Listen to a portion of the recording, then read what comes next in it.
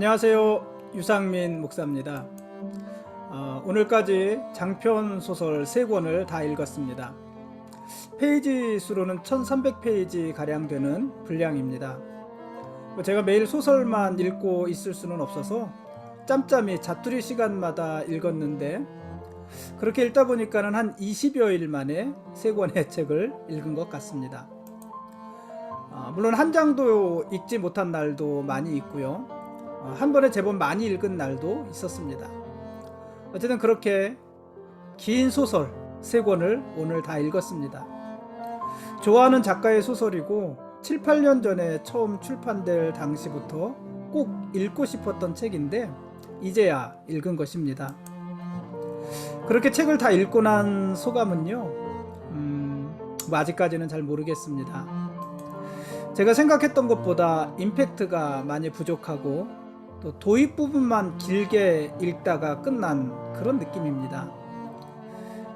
결론은 둘째치고요, 본론도 제대로 시작하지 못하고 딴중만 울리다가 끝을 맺은 그런 느낌이기도 합니다.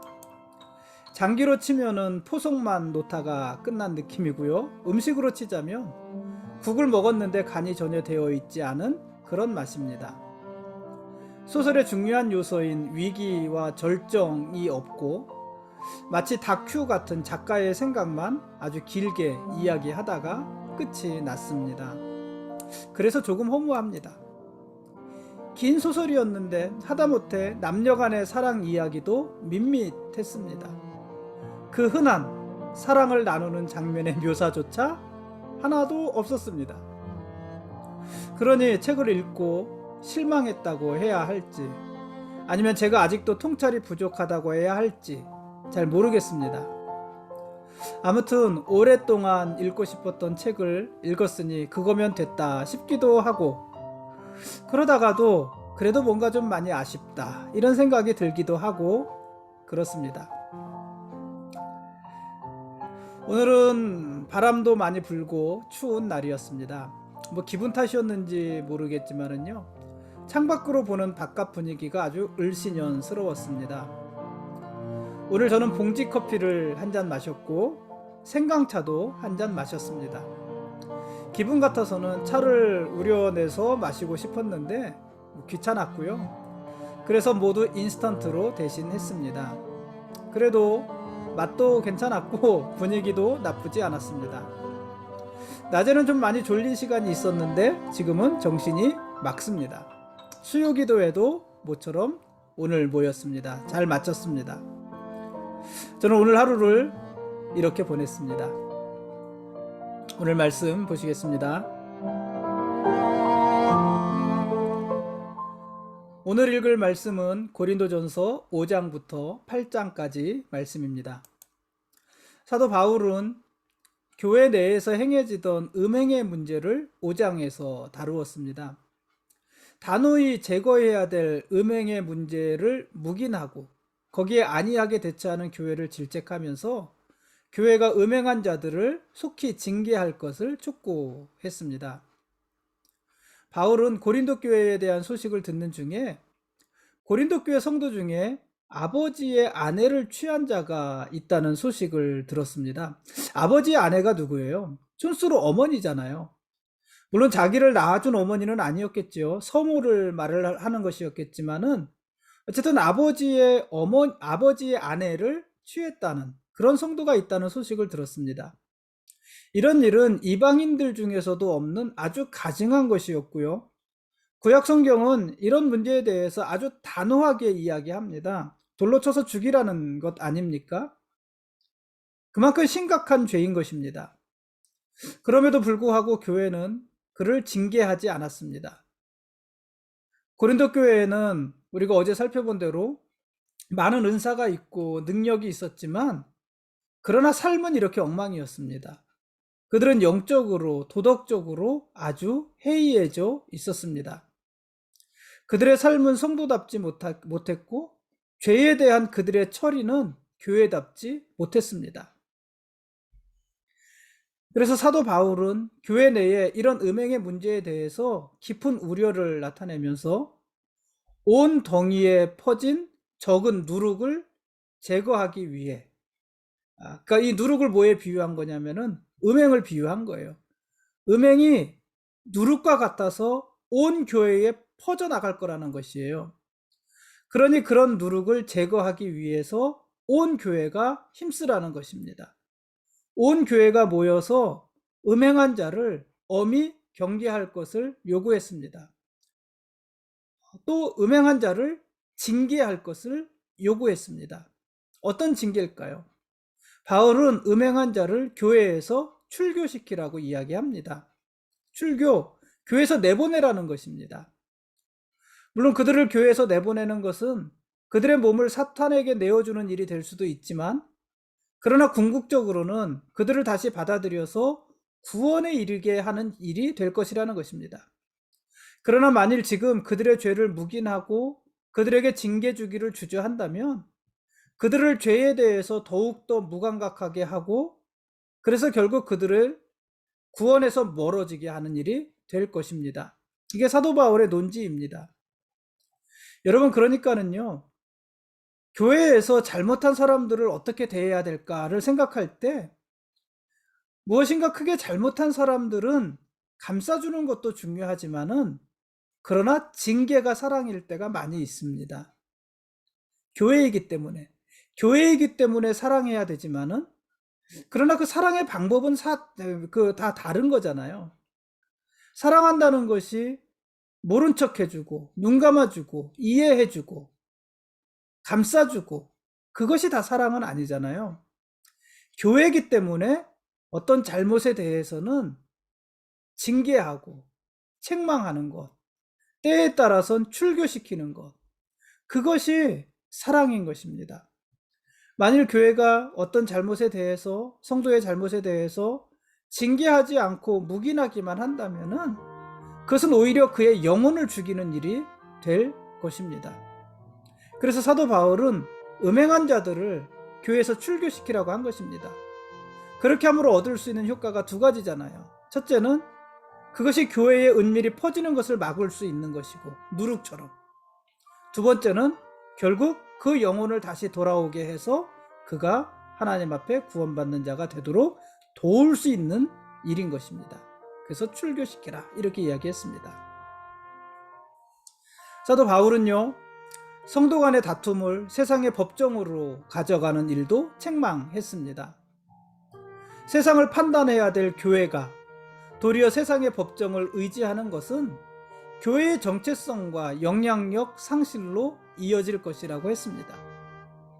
그러므로 교회 안에서 형제들 사이에, 성도들 사이에 일어난 분쟁을 세상의 법정으로 가져가 그 판단에 맡기는 것은 옳지 않습니다.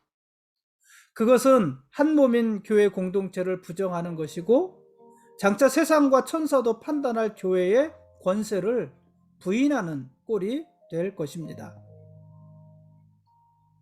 어제 우리가 보았지만 고린도 교회에는 은사가 많았다고 그랬잖아요. 은사가 많고 능력이 많은 교회였습니다.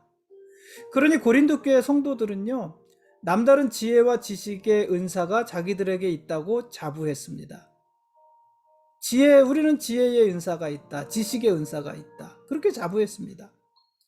그러나 정작 형제들 간의 작은 갈등조차도 스스로 해결하지 못해서 불신자들 앞에 서로를 고발하는 수준, 그것이 그들의 수준이었습니다.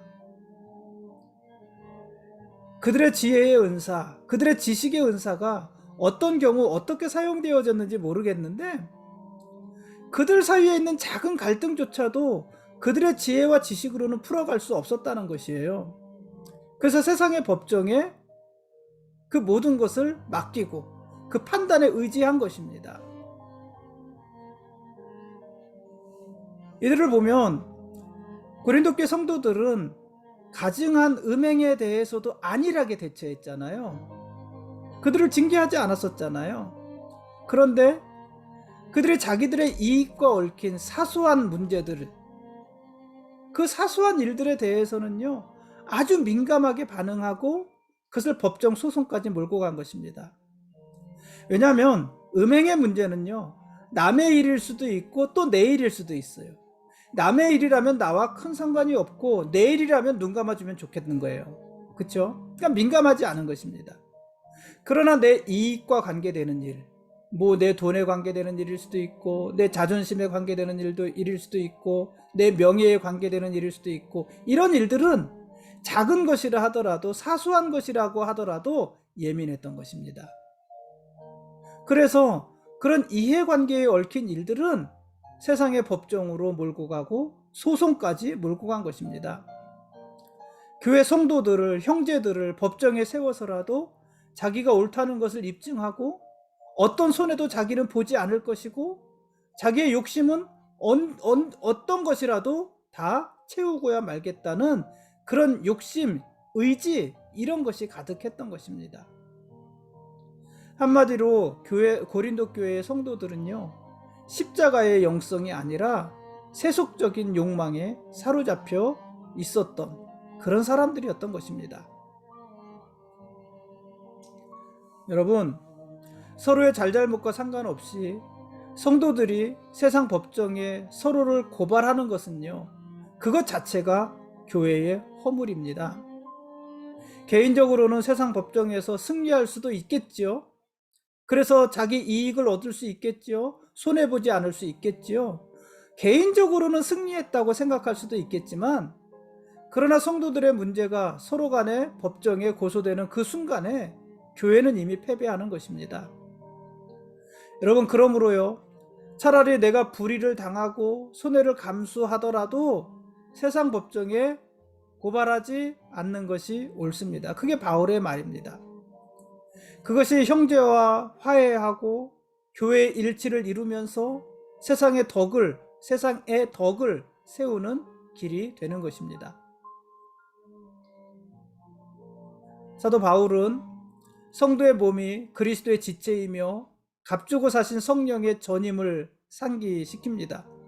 그러면서 그들의 몸을 음란과 음행을 위해서 사용하지 말고 하나님의 영광을 위해 드리라고 권면했습니다.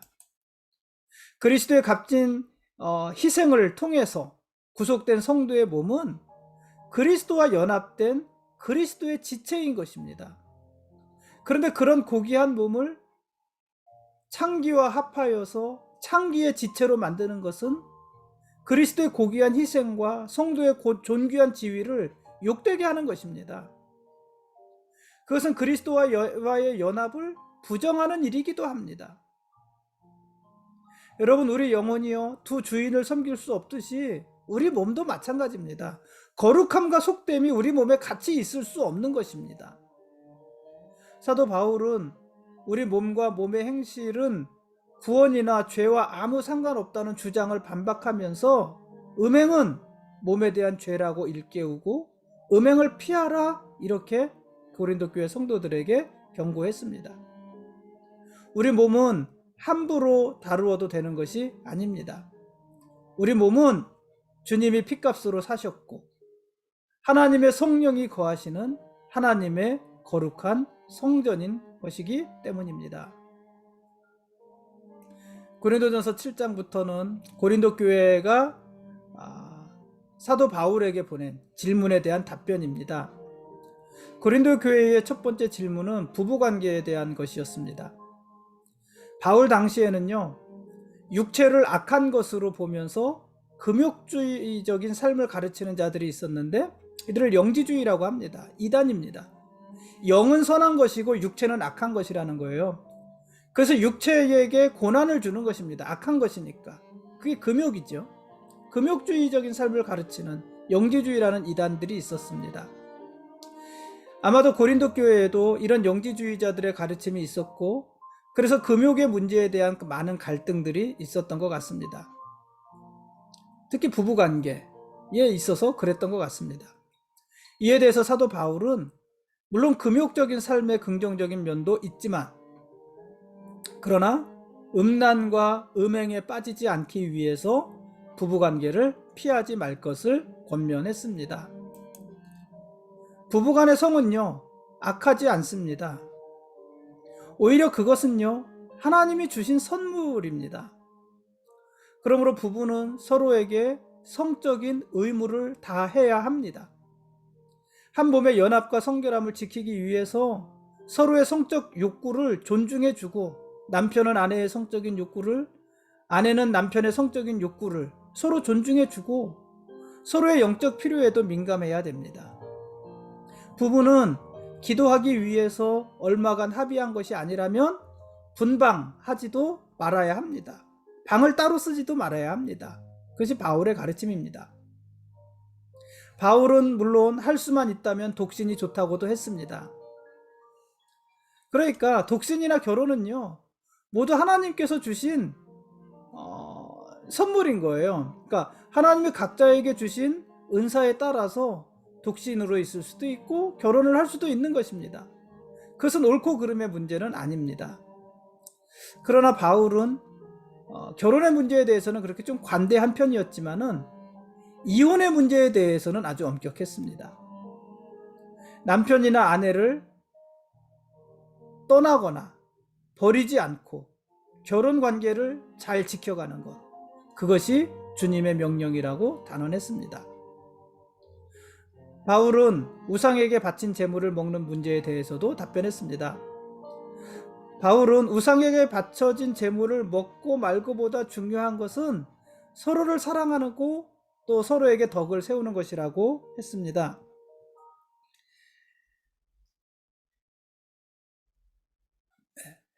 음식을 먹는 것은요, 죄가 아니잖아요. 그래서 모든 성도들에게는 비록 우상에게 드려졌던 음식이라 할지라도 그것을 감사함으로 먹을 자유가 있었습니다.